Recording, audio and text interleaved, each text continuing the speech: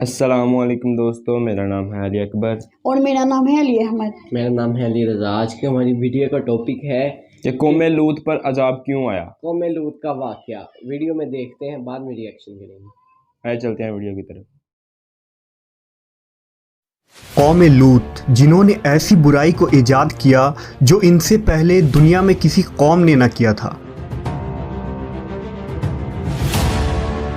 ایسی بدکاری جس کی مثال تاریخ میں کہیں نہیں ملتی۔ اس قوم نے ایسا کیا کام کیا تھا اور ان کا کیا انجام ہوا؟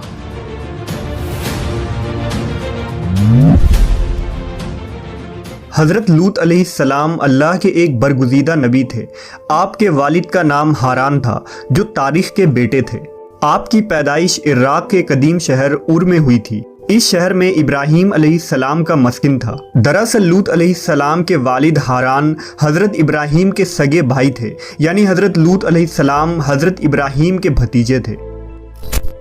چونکہ حضرت لوط علیہ السلام کے والد ان کے بچپن میں ہی انتقال کر چکے تھے، لہذا حضرت لوط کو حضرت ابراہیم نے بیٹا بنا کر پالا تھا۔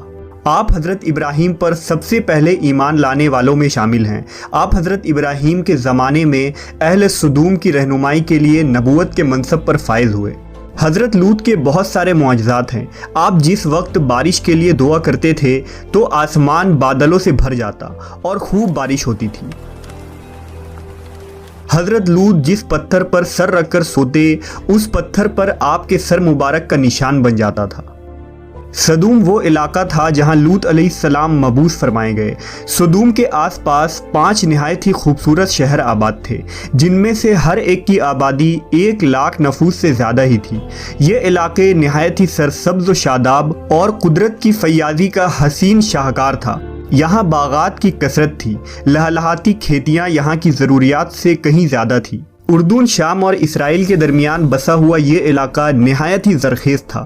وہاں طرح طرح کے اناج، پھل، میوے بکثرت پیدا ہوتے تھے، اور یہی وجہ تھی کہ آس پاس کے بستیوں کے لوگ بھی اپنی معاشی اور غذائی ضرورت کے لیے ان بستیوں کی طرف آتے تھے۔ مگر یہ بات اہل سدوم کے لوگوں کو بالکل بھی پسند نہ تھی۔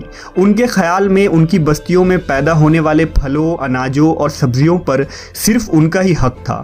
وہ نہیں چاہتے تھے کہ دوسری بستیوں کے لوگ ان کے علاقے میں آئیں۔ ایک دن سدوم کے لوگ اس بات پر غور و فکر کر رہے تھے کہ باہر سے آنے والے لوگوں کو یہاں آنے سے آخر کیسے روکا جائے، کہ ابلیس ایک بزرگ کی شکل میں ان کے محفل میں آیا اور کہا، اگر تم ان سے پیچھا چھڑانا چاہتے ہو تو میرے کہنے پر عمل کرو۔ اس اجنبی بزرگ کی بات لوگوں نے بہت توجہ سے سنی۔ ابلیس نے کہا، میں کل بتاؤں گا۔ دوسرے دن ابلیس ایک خوبصورت جوان لڑکے کی بھیس میں آیا اور انہیں اپنی عورتوں کے بجائے مردوں کے ساتھ فعل بد کرنا سکھایا۔ ابلیس نے کہا کہ اگر تم ان بستیوں کے لوگوں سے نجات چاہتے ہو جو تمہاری بستی میں آ جاتے ہیں تو ایسا کرو کہ جب بھی کوئی شخص تمہارے علاقے میں آئے تو تم لوگ زبردستی اس کے ساتھ اپنی خواہش پوری کرو۔ اس طرح یہ لوگ اس بستی میں آنا چھوڑ دیں گے۔ اپنی نفسانی خواہشات کے لیے مردوں سے بدفعلی اس قوم کا دستور بن گیا تھا۔ یہاں بے حیائی عام ہو گئی تھی۔ حکمراں، سردار، رؤسا، ہر طبقے میں گھر گھر یہ عمل پھیل گئی تھی۔ بھری محفل میں یہ لوگ اس فحاشی کے کام کو کر کے خوش ہوتے تھے۔ کوئی بھی محفل اس کام کے بغیر ادھوری سمجھی جاتی تھی۔ خاص کر مسافروں میں سے کوئی خوبصورت لڑکا ہوتا تو یہ لوگ اسے اپنا شکار بنا لیتے۔ تلمود میں لکھا ہے کہ اہل سدوم اپنی روزمرہ کی زندگی میں سخت ظالم، دھوکے باز اور بد معاملہ تھے۔ کوئی مسافر ان کے علاقے سے بخیریت نہ گزر سکتا تھا۔ کوئی غریب ان کی بستیوں سے روٹی کا ایک ٹکڑا نہ پا سکتا تھا۔ بارہا ایسا ہوتا تھا کہ باہر کا آدمی ان کے علاقے میں پہنچ کر فاقوں سے مر جاتا اور یہ اس کے کپڑے اتار کر اس کی لاش کو برہنہ دفن کر دیتے۔ اپنی وادی کو انہوں نے ایک باغ بنا رکھا تھا جس کا سلسلہ میلوں تک پھیلا ہوا تھا۔ اس باغ میں وہ انتہائی بے حیائی کے ساتھ اعلانیہ بدکاریاں کرتے تھے۔ حضرت لوط علیہ السلام نے انہیں توحید کی دعوت دی اور بدکاری کے اس گھنونے عمل سے توبہ کرنے کا حکم دیا۔ حضرت لوط نے کہا، تم بے حیائی کیوں کرتے ہو؟ کیا تم عورتوں کو چھوڑ کر لذت حاصل کرنے کے لیے مرد کی طرف مائل ہوتے ہو؟ حقیقت یہ ہے کہ تم احمق لوگ ہو۔ हजरत लूत अहले सदूम को दिन रात वाज व नसीहत किया करते, लेकिन कौम पर इसका कोई असर न हुआ, बल्कि वो बहुत फखरिया अंदाज में ये काम करते थे। उन्हें हजरत लूत का समझाना भी बुरा लगता था, लिहाजा उन्होंने साफ साफ कह दिया कि अगर तुम हमें इसी तरह बुरा कहते रहे और हमारे कामों में मदाखलत करते रहे तो हम तुम्हें अपने शहर से निकाल देंगे। हजरत लूत ने नसीहत और तबलीग का सिलसिला जारी रखा, लिहाजा एक दिन अहले सदूम ने खुद ही अजाब इलाही का मुतालबा कर दिया। अल्लाह ताला ने अब तक उनके इस बदतरीन फहाशी और बदकारी के बावजूद ढील दे रखी थी, लेकिन जब उन्होंने हजरत लूत से एक दिन कहा कि अगर तुम सच्चे हो तो हम पर अजाब ले आओ, लिहाजा उन पर अजाब इलाही का फैसला हो गया। अल्लाह ने अपने खास फरिश्तों को दुनिया की तरफ रवाना कर दिया। ये फरिश्ते दरअसल हजरत जिब्राईल, मीकाईल और इसराफील अलैहिस्सलाम थे। फिर ये फरिश्ते हजरत लूत अलैहिस्सलाम के घर तशरीफ़ ले आए। हजरत लूत ने जब उन खूबसूरत नौउम्र लड़कों को देखा तो सख्त घबराहट और परेशानी में मुब्तला हो गए। उन्हें यह खतरा महसूस हुआ कि अगर उनके कौम के लोगों ने उन्हें देख लिया तो ना जाने वो उनके साथ क्या सलूक करेंगे।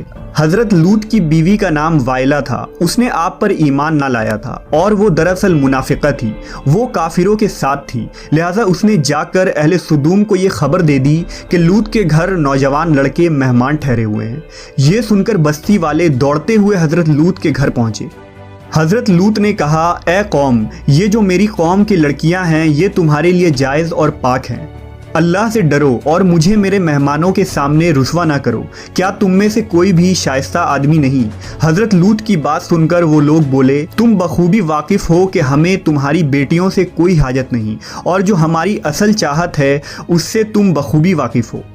कौम लूत के इस बेशर्माना जवाब से अंदाज़ा लगाया जा सकता है कि वो फेल बद में किस हद तक मुब्तला हो चुके थे। जब हज़रत लूत अलैहिस्सलाम की कौम उनके घर की तरफ दौड़ती हुई आई तो हज़रत लूत ने घर के दरवाजे बंद कर दिए और उन नौजवानों को एक कमरे में छुपा दिया। उस बदकार लोगों ने आपके घर का घेराव किया हुआ था और उनमें से कुछ घर के दीवार पर भी चढ़ने की कोशिश कर रहे थे। हज़रत लूत अपने मेहमानों की इज्जत के ख्याल से बहुत ज़्यादा घबराए हुए थे। फरिश्ते ये सब मंजर देख रहे थे। जब उन्होंने हज़रत लूत अलैहिस्सलाम की बेबसी और परेशानी का ये आलम देखा तो हकीकत से पर्दा उठाते हुए यूं फरमाया, ए लूत, हम तुम्हारे रब के भेजे हुए फरिश्ते हैं। ये लोग हरगिज़ तुम तक नहीं पहुंच सकेंगे। अभी कुछ रात बाकी है तो अपने घर वालों को लेकर चल दो और तुम में से कोई शख्स पीछे मुड़कर ना देखे।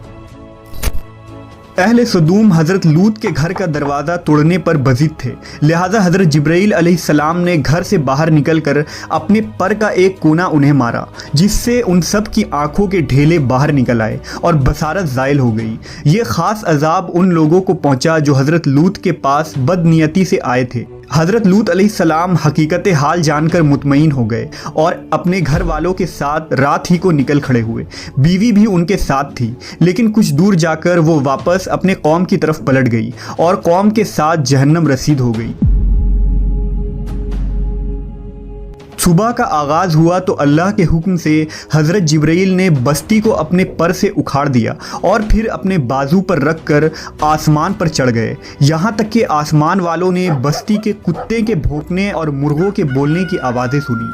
फिर उस बस्ती को ज़मीन पर दे मारा, जिसके बाद उन पर पत्थरों की बारिश हुई। हर पत्थर पर मरने वालों का नाम लिखा हुआ था। जब ये पत्थर उनको लगते तो सर पाश पाश हो जाते। सुबह सवेरे शुरू होने वाला ये अजाब इशराक तक पूरी बस्ती को नेस्तो नाबूद कर चुका था। कौम लूत की उन खूबसूरत बस्तियों को अल्लाह ने एक इंतहाई बदबूदार और सयाह झील में तब्दील कर दिया, जिसके पानी से रहती दुनिया तक कोई फ़ायदा नहीं उठाया जा सकता। समुंदर के इस ख़ास हिस्से में कोई जानदार, मछली, मेढक वगैरह ज़िंदा नहीं रह सकते। इसलिए इसे डेड सी यानी बहरे मुर्दार कहा जाता है, जो इसराइल और उर्दून के दरमियान वाक़ है। माहरीन आसार ने 10 सालों की तहकीक और जुस्तजू के बाद उस तबाहशुदा शहर को दरियाफ्त किया था। तहकीकात से पता चला था कि उस शहर में ज़िंदगी बिल्कुल ख़त्म हो चुकी है। इस शहर के रास्ते और खंडरात को देखकर आर्कियोलॉजिस्ट ने यह अंदाज़ा लगाया कि जब यह शहर तबाह हुआ तो उस वक्त लोग रोज़मर्रा के मामूलात के कामों में मशगूल थे और यहाँ ज़िंदगी अचानक ख़त्म हो गई थी। अहले सदूम जिन्हें पत्थर बना दिया गया था, उनके बुत अभी तक बहरे मुर्दार के पास मौजूद हैं, जो ता क़यामत लोगों के लिए एक इबरत है। आज यूरोपीय ममालिक में इंसानी आज़ादी के नाम पर इस बदकारी की इजाज़त दी जाती है और इस फहश अमल को फ़ख्र समझा जाता है, मगर हकीकत ये है कि हमजिन्स परस्ती बिल्कुल फितरत के ख़िलाफ़ है, जिससे इंसानी मुआशरा तबाह और बर्बाद हो जाता है। रिवायतों के मुताबिक एक मर्तबा हज़रत सुलेमान अलैहिस्सलाम ने शैतान से पूछा कि अल्लाह के नज़दीक सबसे बदतरीन अमल क्या है। इब्लीस बोला, जब मर्द मर्द से बदफेली करे और औरत औरत से ख्वाहिश पूरी करे।